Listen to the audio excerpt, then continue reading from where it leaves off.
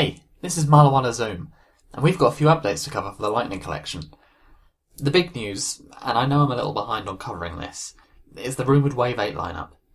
Both No Pink Spandex and Toku Topics have reported this, and considering their reported Wave 7 lineup was completely accurate, we can assume their sources, or source if it happens to be the same person, are on the money again here. So, as you can see, the reported lineup is Zeo Green, Lost Galaxy Red, Dino Thunder Blue, and SPD Pink. 3 of these figures were exactly as we predicted from the codes, while Lost Galaxy Red confirms that LGY is Lost Galaxy. Honestly, considering a lot of people assumed as much since LGY really looks like an abbreviation for Lost Galaxy, I feel like Hasbro's new code system needed a little extra work if they wanted it to be hard to crack.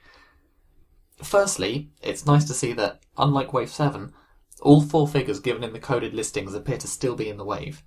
Toku Topics recently reported that the listings for Zuth Mercury and Rad Mercury hadn't been unlocked when their Wavemates listings were. The same had happened with BLM Mars, the currently missing In Space Black, so that seemed like a bad omen.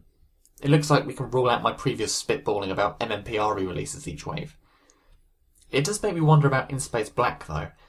Considering John Warden, the new head of the Power Rangers brand, is reportedly a big fan of In Space, I wonder if that figure was postponed as part of some big plan for that particular season. As an In Space fan myself, I'd love for that to be the case. Meanwhile, we have the fact we're getting our second Lost Galaxy Red release within 2 years. I've read people saying that they couldn't get the Lost Galaxy Red vs Psycho Red 2-pack last year. It seems like a lot of countries never received it, so I'm glad that this will give them a chance to get their hands on Leo. Personally, I'm a little miffed that Hasbro has now made that 2-pack completely redundant between Wave 8's Lost Galaxy Red and the Psycho Rangers 5-pack earlier this year. Now, as somebody who already has the Red 2-pack, I'm wondering what Hasbro will do, if anything, to make this solo release different. There are quite a few possibilities. Something as simple as a different effect piece or a slight change to the deco, to a different head sculpt for Leo, or even including the infamous damaged helmet from the finale. We could see an additional weapon, following the likes of Zeo Red in having 3 weapons total, where, alongside the sheathed and unsheathed Quasar Saber, the figure also comes with a trans dagger.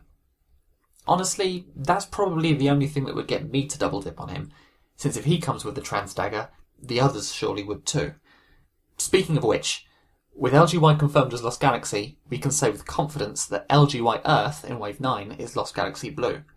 That gets us a little closer to understanding the lineup of that wave. We also have Mars Adam still to identify in Wave 9. A lot of people have guessed it's an Adam figure from the beginning, and I thought that wasn't too likely considering, these codes are meant to be hard to figure out. But with the metallic armour version of MMPR Pink, it's been proposed that Mars Adam could be a Mighty Morphin Metallic Black, using an Adam civilian head the same way Metallic Pink has a cat head. That seems reasonable to me. We don't yet know what the codename is for Metallic Pink, so it could easily be SRE Neptune Cat. Hopefully she'll show up on a bill of lading soon. And yeah, it's lading, not landing. That was my mistake in the previous video. Of course, that would be a bit of a weird format to indicate metallic figures. You'd think it would be SRE Neptune Crater and SRE Mars Crater, or something, Something uniform. There's still a pattern here, at least, but there's no singular code word for metallic. The funny thing is, presumably SRE Earth Billy would be a valid codename for a metallic blue, simply because it's distinct from SRE Earth, which would be a standard Mighty Morphin Blue in the current system. It doesn't matter that nobody but Billy was ever MMPR Blue. Having his name there makes it a distinct codename. Same deal with sticking Tommy at the end of SRE, whatever word they'd use for white.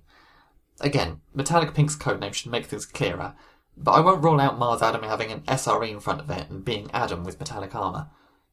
A bit odd that Hasbro would make Pink a Pulse exclusive and Black a regular release, but hey. Still no clue what Zuth Tanga is.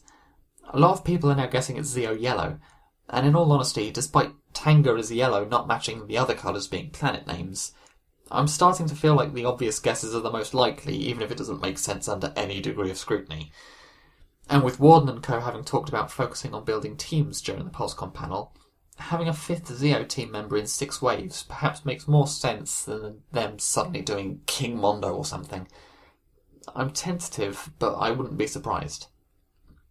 One last quick thing to note is this bit of lading discovered by Toku Topics. It lists SRE Big Bang and SRE Milky Way, which are almost certainly King Sphinx and Pumpkin Wrapper. No idea which is which at this stage, but they fit. Pretty interesting that these are space-themed like the colour codes, whereas the likes of Radar, Lava and Tanga aren't. So, a quick summary of Wave 9 with everything we know. Rad Mercury is SBD green, and LGY Earth is Lost Galaxy blue. Zuth Tanga is something from Zeo, potentially yellow despite the code discrepancy, or otherwise a villain. Mars Adam could be a Mighty Morphin Metallic Black, with a full codename of SRE Mars Adam. That's our best guess right now, but we still don't know enough to be close to certain. And to finish off, here's every single piece of the code that we're aware of. As ever, I'll do another video whenever we get any new information that adds to this, to keep this key as up-to-date and comprehensive as possible. Until then, I hope you enjoyed this video, and I'd love to hear your thoughts in the comments. Thanks for watching!